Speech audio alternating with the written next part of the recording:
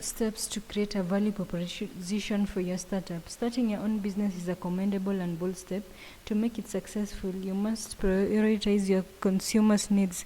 They are the lifeline of any business, and without them, your business will be forced to close down. In this sense, you should consider creating a workable value proposition for your startup.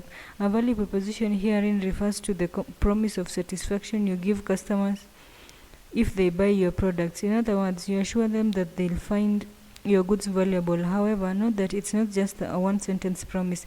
It must be detailed enough, taking into consideration the different customer personas to your business.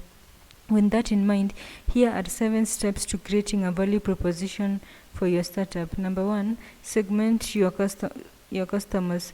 First and foremost, you must identify your target customers. You'd want to categorize the customers into various demographic and psychographic classes rather than generalizing them. Here are some factors you can look into to help you with the categorization. Age. Tastes and preferences vary widely among the different age groups. Thus, you must be clear regarding the age bracket your products are best suited for, whether children, teens, youths, middle-aged, or old people. This helps a lot when designing and marketing the products. For instance, suppose you deal with sneakers for customers of all ages. The marketing messages you send to potential teen customers should be different from those you send to older customers. Likewise, you ought to design the teen sneakers to appeal to the particular age group, perhaps with flashy colors or sleeker shapes. On the contrary, the sneakers for the old can be neutral and less flamboyant. Gender.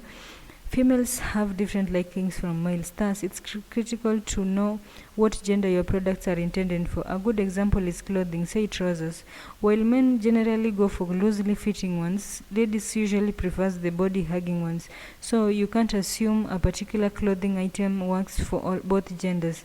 The sex issue also spills into packaging and marketing. For ladies, you must work extra hard to connect with them emotionally, as that's what influences them to purchase your products. That implies you should put much thought into how you package the clothes and how you advertise them. That can't be said of men, who generally shop with less emotions. Location. People from different neighborhoods have differing desires. For instance, city dwellers lead a much different lifestyle than those in rural neighborhoods. Therefore, you'd expect these two customer groups to use different products. The differing ways of style may also mean that for any particular product you may have to design it differently to cater to both groups. Cultures also differ between different neighborhoods of the same class. For example, New Yorkers have specific consumption traits that don't match those of Houston, although both are cities.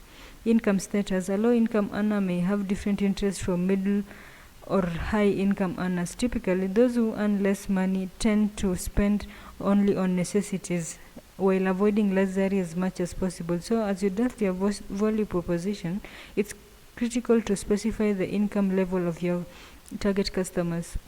In addition to these, you may want to look into other demographic factors like education, marital status, home ownership, employment, and race. Psychographics include personality traits, lifestyle, opinion, attitudes, beliefs, and values. Number 2, define the customer's pain points. The next step in creating your value proposition is determine the typical problems your customers face. Knowing these pain points helps you design products that help solve the customer's problems. For instance, if plus-size ladies are having difficulties finding classic summer clothes that fit them, that's the pain point you can capitalize on. To help them, you can stock enough plus-size summer wear in your clothes shop. With that in mind, here are other typical pain points you'd want to consider. Affordability. Times are hard, forcing many people to be wary of overspending. Thus, it's critical to sell products that are within your target consumers' expected price ranges. If your competitors are charging exorbitantly, you could lower your prices slightly and focus on affordability in your marketing messages. Essentiality: low income earners and some middle income ones may only be interested in goods essential for their day-to-day survival. On the contrary, high income earners may be more interested in luxurious goods. Knowing what your customers consider essential will help you come up with appropriate products for them. Other common customer pain points include delayed response from the customer service team, sales representative not having adequate knowledge of the product they're selling, unnecessary lengthy processes when buying products, high cost of repeat purchases, poor quality of products and services, rude sales representative. Knowing this helps you differentiate your product so that they satisfy your customers rather than paying them just like the rest. Number 3, identify how different your product can be from the others. Healthy competition is necessary as it drives and enhances production efficiency. With every business in a race to satisfy customers, the quality of your products and customer service increases with time. As you launch your startup, you must be aware that it's not only the business of its kind in your areas of operation. If you do exactly what other similar businesses are doing, the existing customer base may not find any reason to buy from you. Therefore, research what competitors are doing and see how you can tweak your products and services to be different from theirs. Below are tips for product differentiation you could try out. Use marketing messages that focus on your product's unique features. Use customer relationship management CRM software if your competitors aren't using it.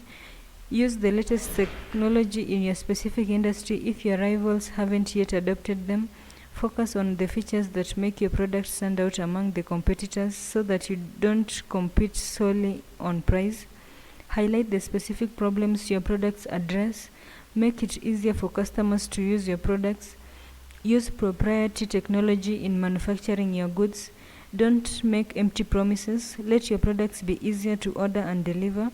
Interact with your customers more to demonstrate competence, reliability, courtesy, responsiveness, and credibility. Offer better discounts than what your competitors give. Number 4, state how your goods benefit consumers. It's not enough to only mention your product's features.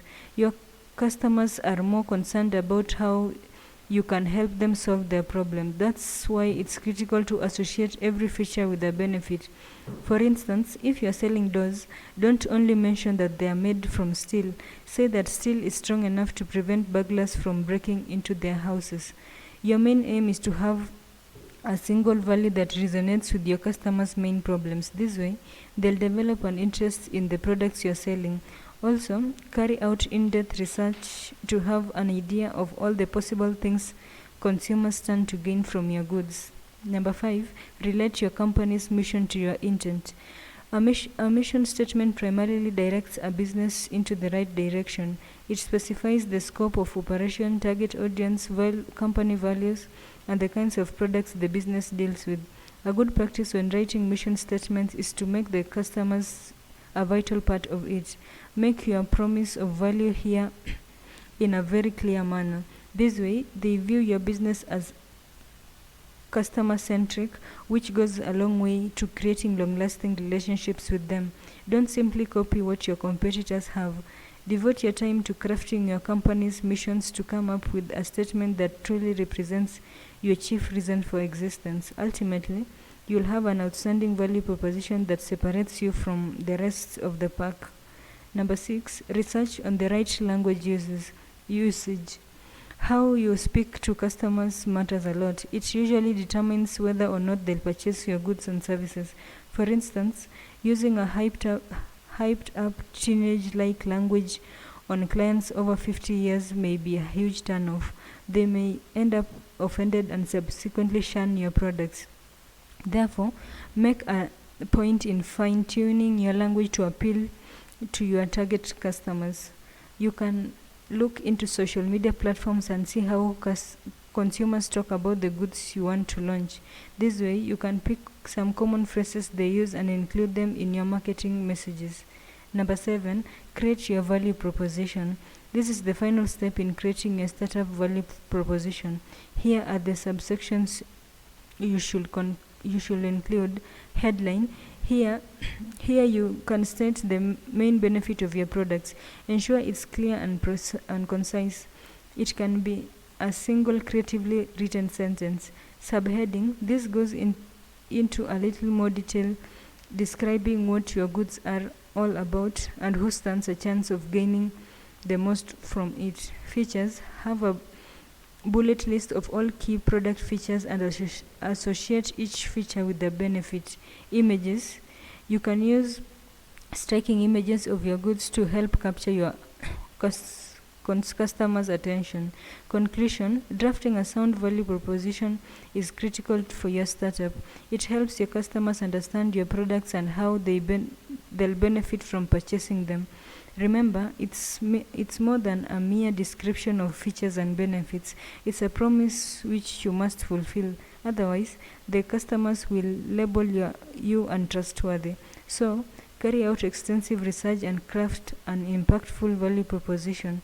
It portrays a professional image of your brand to your consumers and makes you stand out.